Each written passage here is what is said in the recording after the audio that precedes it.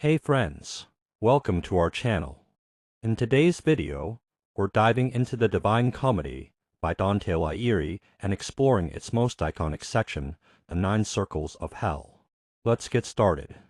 The Divine Comedy is a 14th century epic poem written by Italian poet Dante Alighieri. It's divided into 3 parts: Inferno, Purgatorio, and Paradiso. Together, they form an allegorical journey through the afterlife, hell, purgatory, and heaven, exploring themes of sin, morality, redemption, and divine justice. The story begins with Dante, the protagonist, lost in a dark forest, symbolizing spiritual confusion. He is rescued by the Roman poet Virgil, who was sent by Beatrice, Dante's beloved. Virgil guides him through hell and purgatory, while Beatrice leads him through paradise. Let's begin our descent into Inferno. Through the 9 circles of hell, each one representing a different category of sin with punishments tailored to the sinner's earthly actions.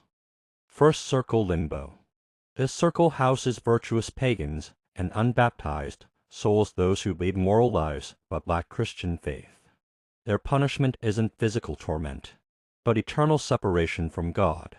They dwell in a peaceful green landscape with a grand castle, reflecting their human wisdom, yet in complete spiritual truth.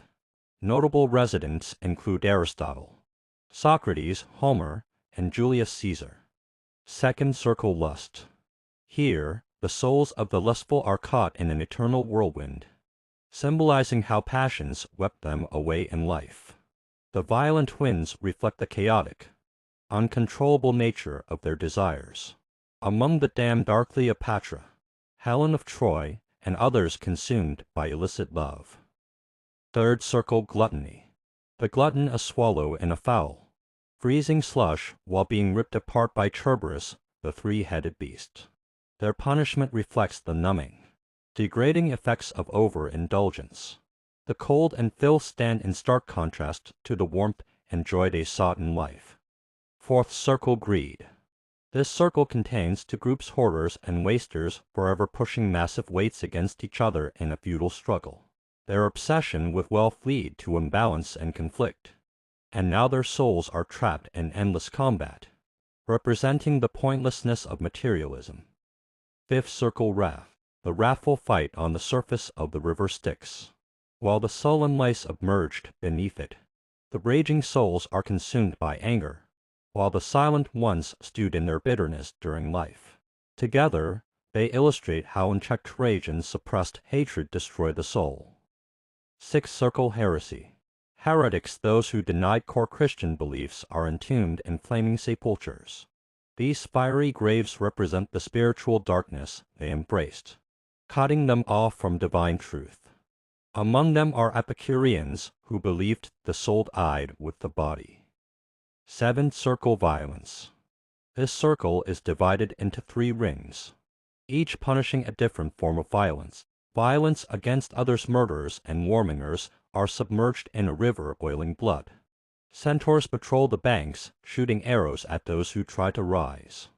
Violence against self-suicides are transformed into gnarled trees, torn apart by harpies.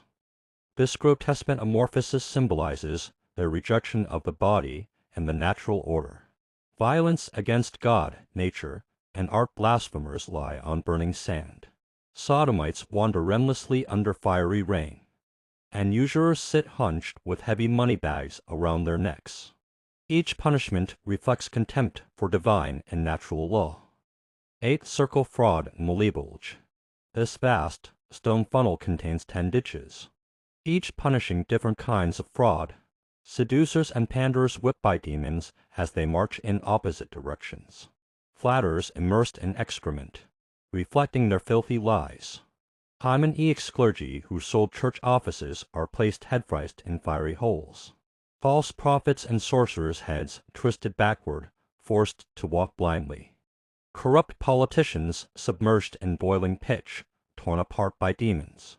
Hypocrites wear heavy, gold-plated lead cloaks, beautiful outside, crushing within.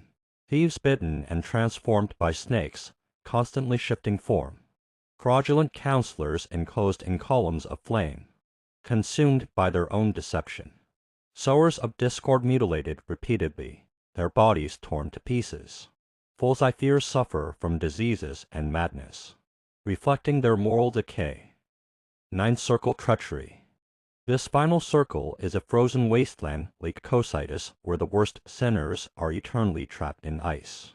Betrayal, considered the most grievous sin, is punished with absolute stillness and isolation, representing the cold-heartedness of treachery. The circle is divided into 4 zones.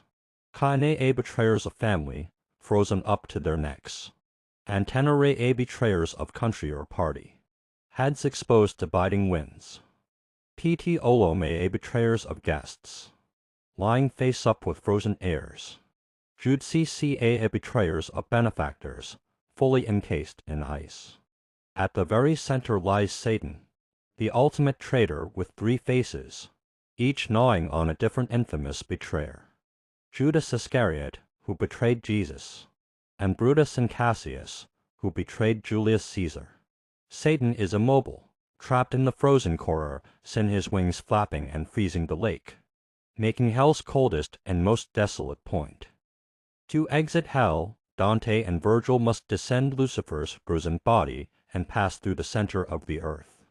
As they reach this point, their orientation shifts. They are no longer descending, but ascending. This moment marks the beginning of redemption. They emerge beneath Mount Purgatory, located on an island formed by Lucifer's fall. From here, Dante's journey continues upward toward penance, spiritual rebirth, and divine enlightenment.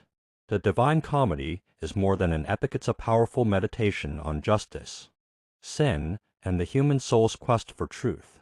By blending mythology, history, theology, and poetry, Dante created a timeless masterpiece that continues to inspire intriguers today.